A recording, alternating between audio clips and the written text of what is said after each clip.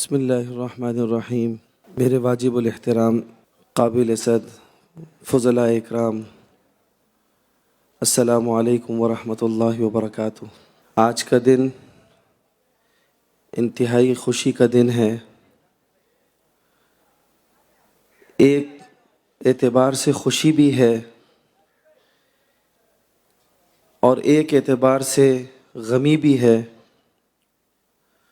خوشی اس اعتبار سے کہ الحمدللہ مادر علمی کے کہنے پر، جامعہ بن نوریہ عالمیہ اور اساتذہ کے کہنے پر آپ نے لبیک کہتے ہوئے دور دور سے اپنے اپنے علاقوں سے یہاں تشریف لائے۔ آپ نے یہاں پر آ کر نہ صرف یہ کہ ہماری حوصلہ افزائی فرمائی اور اس بات کا بھی ثبوت دیا کہ ہم اپنے مادر علمی کے ساتھ جڑے ہوئے ہیں۔ یہ جامعہ بن نوریہ عالمیہ یہ آپ کا بھی ہے، ہمارا بھی ہے۔ اس پر میں آپ حضرات کا شکریہ ادا کرتا ہوں، ادارے کے اساتذہ کی جانب سے، ادارے کی جانب سے، انتظامیہ کی جانب سے۔ اور غمی اس بات کی ہے کہ ہمارے اساتذہ میں بہت سارے اساتذہ ایسے تھے جن سے ہم نے پڑھا، آج وہ ہمارے درمیان میں نہیں ہیں۔ خاص طور پر میرے والد مرحوم مفتی محمد نعیم رحمہ اللہ نور اللہ مرقدہ، کہ جو گلشن انہوں نے سجایا تھا اور جو بیج انہوں نے لگائے تھے آج وہ تناور درخت میں بدل گئے۔ میرے دادا قاری عبدالحلیم نور اللہ مرقدہ اور اسی طریقے سے ہمارے دیگر اساتذہ جن کی ایک فہرست ہے، مفتی عتیق الرحمن صاحب شہید رحمہ اللہ، اسی طرح مولانا امین صاحب، عاشق حسین صاحب، خواجہ اسلام صاحب اور مفتی سیف اللہ صاحب، اور اسی طریقے سے مولانا مسعود بیگ صاحب، مولانا عبد المجید صاحب، یہ تمام ہمارے اساتذہ جو جامعہ بن نوریہ عالمیہ کا حصہ تھے آج وہ اس دنیا میں نہیں ہیں۔ ہم ان کی مغفرت کی دعا بھی کریں اور اسی طریقے سے ان کو اپنی دعاؤں میں ہمیشہ یاد بھی رکھیں۔ آج یہ ہمارے لیے، اساتذہ کے لیے، انتظامیہ کے لیے انتہائی خوشی کا دن ہے۔ میرے پاس الفاظ نہیں کہ میں آپ کا کن الفاظ سے شکریہ ادا کروں، اور میں اس حوالے سے اپنے آپ کو خوش قسمت بھی سمجھتا ہوں کہ آج ہمارے اساتذہ الحمدللہ ہمارے درمیان موجود ہیں، اور اس بات کی ڈھارس ہوتی ہے اور اس بات یہ دیکھ کر سکون ملتا ہے کہ ابھی بھی اساتذہ ہمارے درمیان میں ہیں، اور یہ بہت بڑی نعمت ہے۔ کسی بھی حوالے سے کوئی مشورہ کرنا ہو، کوئی سوال پوچھنا ہو، علمی اعتبار سے ہو، انتظامی حوالے سے ہو، یقین جانیے یہ اس چیز کا احساس اس وقت مزید بڑھ جاتا ہے کہ جب آپ کے سر سے چھت ختم ہو جائے، چلی جائے۔ میرے والد صاحب جب اس دنیا سے رحلت فرما گئے، چلے گئے، یہ احساس اس وقت مزید بڑھ گیا کہ میرے ساتھ اور کون ہیں۔ لیکن جب میں نے آس پاس دیکھا، الحمدللہ میرے اساتذہ میرے آس پاس تھے۔ ہمارا مخلص عملہ، دیگر جو عملہ ہے وہ ہمارے مدرسے کے رفقا، وہ سارے ہمارے ساتھ ہیں۔ تو ایک طریقے سے ڈھارس ہوئی، سکون ملا کہ الحمدللہ ہم مل کر اس ادارے کو ترقی کی طرف لے کر جائیں گے، اور الحمدللہ اساتذہ ہم سب ایک ہی پیج پر ہیں، ایک ہی صفحے پر ہیں، اور انشاءاللہ آگے بھی اسی طرح مل جل کر چلیں گے۔ اللہ رب العزت ہمارے اساتذہ کو ہمیشہ سلامت رکھے، ان کا سایہ تا دیر ہمارے سروں پر سلامت رکھے۔ اللہ تعالیٰ ان کو ہر بیماریوں سے صحت یابی عطا فرمائے۔ آج کا جو عنوان میرے ذمے لگایا گیا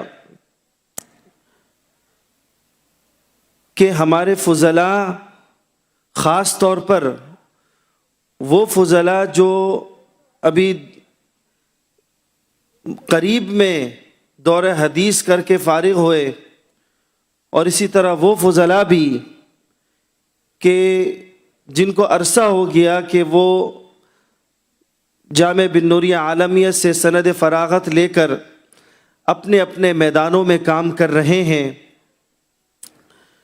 عمومی طور پر یہ بات سمجھی جاتی ہے کہ فضلاء کے پاس یا دینی مدارس کے جو علماء ہیں ان کے پاس کام کرنے کے مواقع اور کام کرنے کے میدان بہت ہی لمیٹڈ ہیں اور بہت ہی مختصر ہیں، محدود ہیں۔ لیکن میں آج آپ کو بتانا چاہوں گا کہ ہمارے درس نظامی سے فارغ ہونے والے طلباء، ان کے پاس بے شمار میدان ہیں، بے شمار فیلڈز ہیں کہ جہاں پر وہ اپنی خدمات دے سکتے ہیں۔ حقیقت میں دیکھا جائے ہم یہ سمجھتے ہیں کہ یا تو ہمارا فاضل، اور یہی ایک اعتراض باہر والوں کی طرف سے آتا ہے کہ مدرسے والے کیسے افراد تیار کر رہے ہیں؟ مدرسے والے افراد تیار کر رہے ہیں صرف ممبر و محراب کے لیے؟ مدرسے والے افراد تیار کر رہے ہیں صرف تدریس کے لیے؟ لیکن میں آپ کو آج بتاؤں گا کہ درس نظامی اور مدرسے کا فارغ التحصیل وہ کون کون سے میدان میں، دیگر میدانوں میں جا کر کام کر سکتا ہے۔ صرف چند جھلکیاں میں آپ کے سامنے رکھوں گا۔ آپ صرف مدرسے کے اندر دیکھیں کہ آج الحمدللہ ہمارے مدرسے میں، جامعہ بن نوریہ عالمیہ میں 63 شعبے ہیں۔ ان میں سے کچھ شعبے یعنی 30 یا 33 شعبے تعلیمی ہیں، اور اسی طریقے سے 30 شعبے جو ہیں وہ رفاہی، سماجی اور انتظامی ہیں۔ تو اگر ہم نظر ڈالیں، صرف ہم تعلیمی شعبوں کی طرف بھی اگر نظر ڈالیں کہ درس نظامی میں اس وقت ہمارے پاس 8 تخصصات ہیں۔ فقہ کے اندر دیکھ لیں، حدیث میں دیکھ لیں، ادب کے اندر دیکھ لیں، تفسیر میں دیکھ لیں، اسی طریقے سے ابلاغ عامہ کے اندر دیکھ لیں۔ یہ وہ مواقع ہیں، وہ میدان ہیں کہ جو اپنے اعتبار سے یہ اپنا ایک پورا میدان ہے۔ اگر انسان حدیث کے اندر آئے، کلیت الحدیث میں آئے، تو وہ حدیث کے اندر آگے بڑھنے کی کوشش کرے، اس کے اندر مہارت حاصل کرے۔ اگر وہ فقہ کے اندر آتا ہے تو فقہ میں دیکھے، فقہ کی پھر اور اس کی جزیات ہونا شروع ہو جاتی ہیں۔ اب فقہ کے اندر یا تو معاملات ہیں یا عبادات ہیں۔ اب معاملات کے اندر، فقہ المعاملات کے اندر آگے بڑھے، اسی طریقے سے اسلامک فائنینس کے اندر آگے بڑھے، اسی طرح پھر فقہ کے اندر فقہ الحلال کے اندر آگے بڑھے، اسی طرح فقہ کے اندر پھر فقہ حنفی ہے، ہمارے یہاں الحمدللہ فقہ شافعی بھی ہے۔ تو فقہ شافعی کے اندر جو ہمارے شافعی المسلک طلباء ہیں، جو ایشین کنٹریز سے آتے ہیں، Sri Lanka, Malaysia, Thailand, Indonesia, یہ وہ ممالک ہیں۔ ان ممالک کے اندر شافعی المسلک ہیں۔ تیونس کے ہمارے پاس اساتذہ ہیں، تیونس کے طلباء ہیں، ان میں سے بعض مالکی ہیں جو یہاں پر پڑھتے بھی ہیں۔ تو ان کے لیے میدان ہے. اور اسی طریقے سے مزید اگر میدان کھولے جائیں، ان میں سے سب سے بنیادی طور پر آج کل جو جدید میدان جس کو ہم کہتے ہیں وہ انفارمیشن ٹیکنالوجی ہے، کہ آئی ٹی کا میدان، کہ جس میں ہمارے طلباء درس نظامی کے اب ذہن میں یہ بات آتی ہے کہ درس نظامی کے طلباء آئی ٹی کے اندر کیا کریں گے. میں آپ کو موٹی سی مثال دے سکتا ہوں. ہمارے آپ کے ادارے کے متخرج مفتی نعیم الرحمان صاحب، مجھے یاد نہیں ہے کہ وہ کس سن کے ان کی فراغت ہے، لیکن آج میں آپ کو بتاؤں کہ ہمارے ادارے کے اندر پورا آئی ٹی کا نظام قائم کرنے والے مفتی نعیم الرحمان صاحب، جنہوں نے اسلامک ویب سائٹ بنائی اور ہمارے دارالفتہ کو 96 میں، یعنی اس وقت انسان کا وہم و گمان بھی نہیں ہو سکتا تھا کہ آدمی درس نظامی کا ایک فاضل وہ دارالفتہ کی ایک ویب سائٹ بنائے گا اور فتووں کو آن لائن کر دے گا، اور وہ آن لائن فتوے جتنے بھی بیرون ممالک میں جو لوگ ہیں وہ ان آن لائن فتووں سے مستفید ہو سکیں گے. اس وقت ویب سائٹ کا قیام ویب سائٹ کا قیام ہوا جب کسی ادارے کی کوئی ویب سائٹ نہیں تھی، اور اس وقت سارے فتووں کو انہوں نے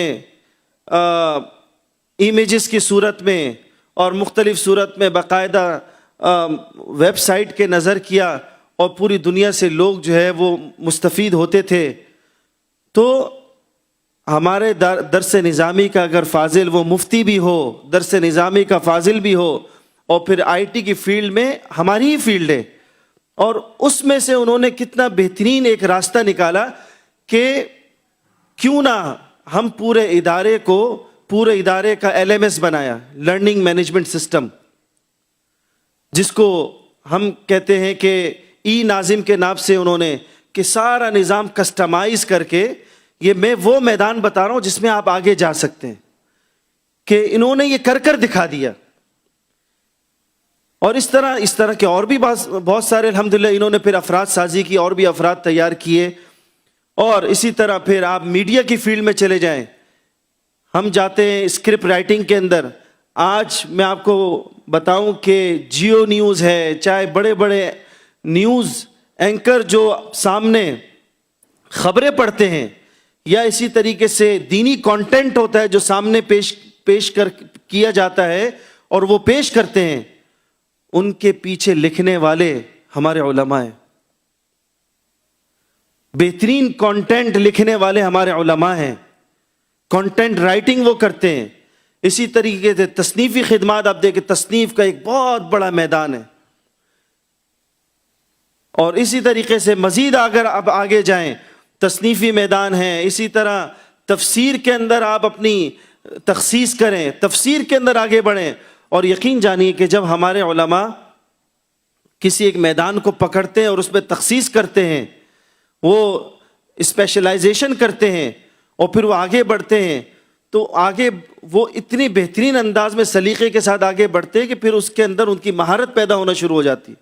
بلکہ میں یہ کہوں گا کہ آپ کسی ایک فیلڈ کو اور ایک میدان کو پکڑ لیں اور اس میدان کے اندر مزید بہتری لے کر آئیں، اس کے اندر آپ مزید PhD کریں، اور اس کو جدید انداز میں آج کل کے حالات اور تقاضوں کے مطابق اس کو کھولیں. مثال کے طور پر تدریس کا شعبہ لے لیں.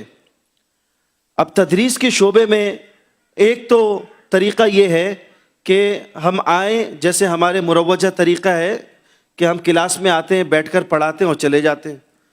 دوسرا یہ ہے کہ آج کل جو کلاس مینجمنٹ ہے اس کے کورس کر کے آپ سیکھیں کہ مزید تدریس کو بہتر کیسے بنایا جائے. اسی طریقے سے تعلیم و تعلم کے جدید اسلوب، اس کو آپ اس کی جانچ پڑتال کریں کہ اس کو کس طریقے سے اچھے انداز میں آگے بڑھائیں. اور اسی طریقے سے آپ فقہ الحلال دیکھ لیں، اتنی بڑی مارکیٹ ہے، حلال اور حرام کی اتنی بڑی مارکیٹ ہے کہ آپ ہمارے سائٹ کے انڈسٹریل ایریا ہے، تقریباً 6,000 فیکٹریاں ہیں یہاں پر، اور اس میں 5 یا 6 لاکھ ورکرز ہیں کام کرنے والے. اگر ہم مثال کے طور پر ہمارے فضلاء مفتی ہوں اور اسی طرح فقہ الحلال انہوں نے پڑھا ہو یا معاملات انہوں نے پڑھے ہوں، تو وہ ان 6,000 فیکٹریوں میں جا کر شریعہ ایڈوائزر لگ سکتے ہیں، وہاں پر ان کی دینی رہنمائی کر سکتے ہیں. شریعہ ایڈوائزر لگنے کا مطلب یہ نہیں ہے کہ آپ ان کے نظر ہو گئے اور آپ نے دین کا کام چھوڑ کر دنیا میں لگ گئے، ایسی کوئی بات نہیں. آپ یہ دیکھیں ان کے جو معاہدے بنتے ہیں فیکٹریوں کے اندر، اور ان کے جو کانٹریکٹ بنتے ہیں، ان کے جو ٹریڈنگ ہوتی ہے، تجارت ہوتی ہے، اس کے اندر کوئی سود کا عنصر تو نہیں. جب آپ لوگ ان جگہوں پر جا کر اس فیلڈ میں جائیں گے، شریعہ ایڈوائزری کریں گے، ان کی دینی رہنمائی کریں گے، تو وہاں پر آپ اس فیکٹ